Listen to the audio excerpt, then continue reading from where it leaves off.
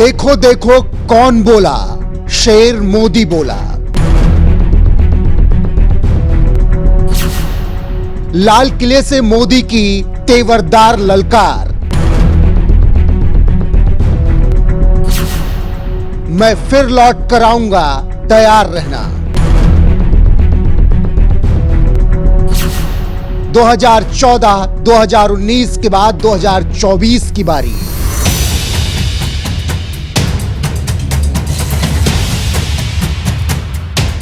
पहले 2014 और फिर 2019, लगातार 2 बार प्रचंड बहुमत के साथ सत्ता पर काबिज होने वाली बीजेपी की नजरें अब 2024 पर जाकर टिक गई हैं, जिसके लिए बीजेपी पूरे दम के साथ तैयारियों में लगी हुई है।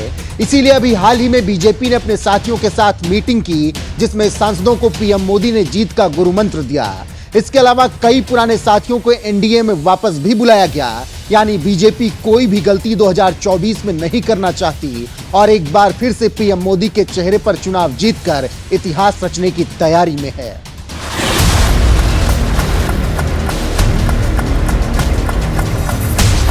दरअसल पीएम मोदी ने अब तो लाल किले की प्राचीर से ही यह ऐलान कर दिया है कि तैयार रहना, मैं वापस लौटकर आऊंगा जरूर। जी हां, पीएम मोदी ने स्वतंत्रता दिवस के मौके पर अपने संबोधन में डंके की चोट पर कहा कि अगली बार इसी लाल किले से देश की उपलब्धि और देश का गौरवगान प्रस्तुत करूंगा और अगले 15 अगस्त पर फिर आऊंगा।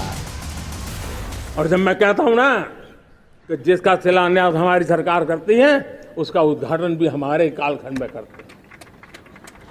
इन दिनों जो मैं शिलान्यास कर रहा हूं ना, आप लिख के रखिए, उसके उद्घाटन भी आप सबने मेरे नसीब में ही छोड़े हुए हैं। पीएम मोदी ने यह बयान दिया तो एक बार फिर से 2024 के चुनाव को लेकर चर्चा शुरू हो गई और बीजेपी वाले कहने लगे कि हैट्रिक लगना तय है। वहीं पिछले 2 आम चुनाव में करारी हार झेलने वाली कांग्रेस अब विपक्षी एकता के सहारे सत्ता हासिल करने के जुगाड़ में है। हालांकि 2024 और 2019 लोकसभा चुनाव के आंकड़े कहते हैं कि बीजेपी और मोदी से टक्कर लेना अभी विपक्ष के बस की बात नहीं है। इसीलिए पिछली गलतियों को सुधारने के लिए कांग्रेस ने अपने समीकरण में कुछ बदलाव भी किया है। देखना होगा कि पीएम मोदी की ललकार के बीच कांग्रेस किस तरीके से 2024 के जंग में उतरती है। 2014 का लोकसभा चुनाव। 2014 के लोकसभा चुनाव में कांग्रेस को 44 सीटों पर जीत हासिल हुई।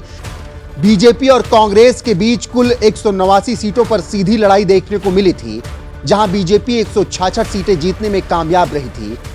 यानी कांग्रेस का बहुत बुरा हाल हुआ। कुल 282 सीटों के साथ बीजेपी ने सत्ता हासिल की थी। 2019 का लोकसभा चुनाव। 2019 में बीजेपी कांग्रेस के बीच कुल 12 राज्यों के 192 सीटों पर सीधा मुकाबला हुआ था, जिसमें बीजेपी को 176 सीटों पर जीत हासिल हुई थी और कुल 303 सीटों के साथ बीजेपी सत्ता में वापस लौटी थी। कांग्रेस को कुल 52 सीटें ही मिली थी। बस यही वजह है कि पीएम मोदी लाल किले की प्राचीर से पूरे कॉन्फिडेंस के साथ कह रहे हैं कि इंतजार करना, वापस लौट कर आऊंगा। इसके अलावा पीएम मोदी ने विपक्ष पर भी खूब हल्ला बोला है और अगले 25 सालों तक के लिए बड़ा ऐलान भी कर दिया है। सुनिए उन्होंने स्वतंत्रता दिवस के मौके पर लाल किले की प्राचीर से क्या कुछ कहा है। साथ ही 2024 में आप प्रधानमंत्री किसे देखना चाहते हैं, कमेंट में जरूर बताएं। मेरे प्यारे परिवारजनों, प्रगति की हर चीज में, लेकिन जब 2047 हम एक विकसित भारत का सपना लेकर के चल रहे हैं तब, और वो सपना नहीं, 140 करोड़ देशवासियों का संकल्प है और उस संकल्प को सिद्ध करने के लिए परिश्रम की पराकाष्ठा भी है। और उसकी सबसे बड़ी ताकत होती है वो राष्ट्रीय चरित्र होता है। दुनिया में जिन जिन देशों ने प्रगति की है, दुनिया में जो जो देश संकटों से वो पार करके निकले हैं, उसमें हर चीज के साथ साथ एक महत्वपूर्ण कैटलिक एजेंट रहा है, वो राष्ट्रीय चरित्र रहा है।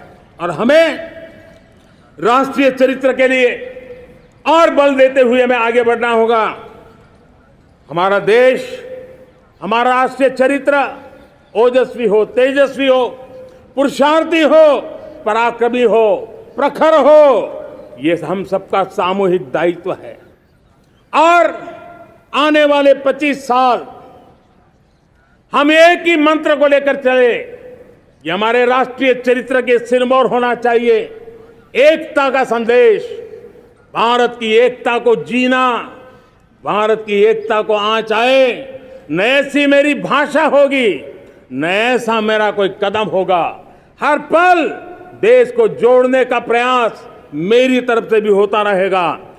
भारत की एकता हमें सामर्थ्य देती है। उत्तर हो, दक्षिण हो, पूर्व हो, पश्चिम हो, गांव हो, शहर हो, पुरुष हो, नारी हो, हम सब ने एकता के भाव के साथ और विविधता भरे देश में एकता का सामर्थ्य होता है।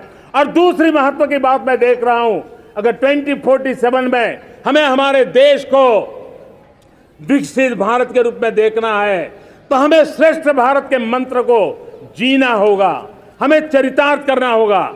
अब हमारे प्रोडक्शन में, मैंने 2014 में कहा था जीरो डिफेक्ट, जीरो इफेक्ट। दुनिया के किसी भी टेबल पर मेक इन इंडिया चीज हो तो दुनिया को विश्वास होना चाहिए, इससे बेहतर दुनिया में कुछ नहीं हो सकता है। ये अल्टीमेट होगा।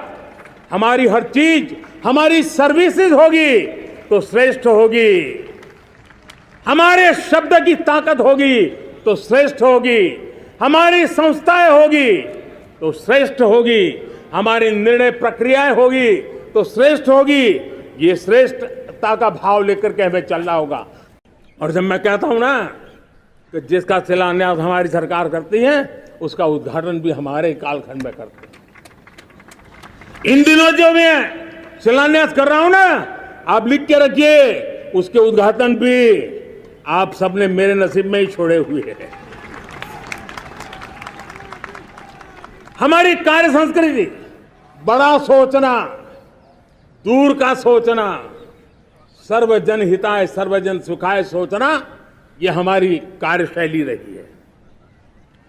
और सोच से भी ज्यादा, संकल्प से भी ज्यादा हासिल कैसे करना, इस ऊर्जा के साथ हम काम करते हैं।